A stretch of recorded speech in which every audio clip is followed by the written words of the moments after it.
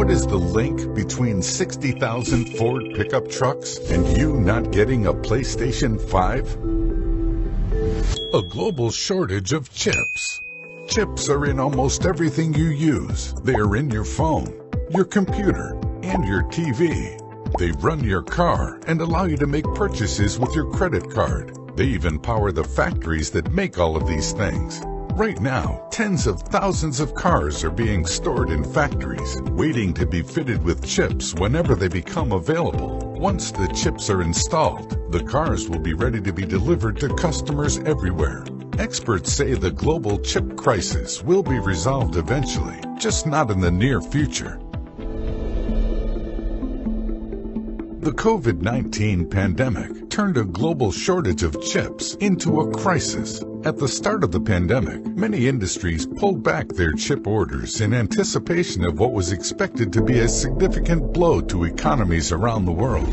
But when lockdowns called for people to stay at home, online ordering skyrocketed. People purchased computers for their home offices, fitness electronics to keep active, and gaming devices to be entertained. The pandemic accelerated the pace of digitalization. Once industries realized the demand for electronics had only stalled temporarily and was now accelerating, they had one tiny problem. There weren't enough chips for new orders. 1 trillion chips are made every year. It takes around 2 months to make a chip, and there aren't a lot of companies that make chips. A silicon wafer such as this one will travel through more than 3,000 steps and dozens of machines before it leaves the plant.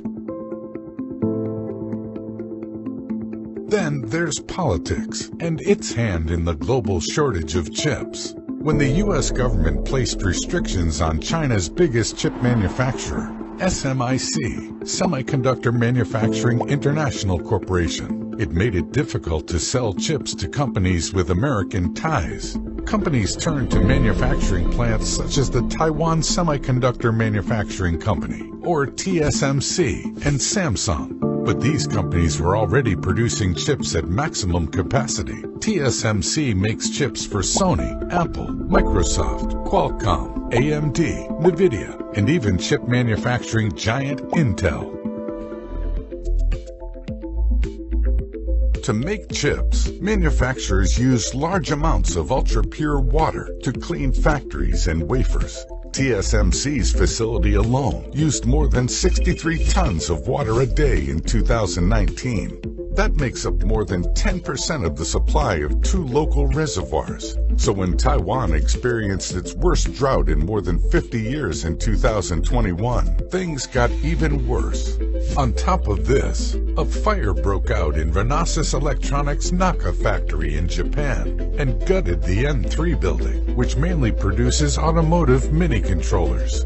Every car takes roughly 1,400 semiconductors to make. So this fire was a big hit to the automotive industry. More than 95% of its capacity has been restored since its reopening, but the plant has yet to reach previous levels of production.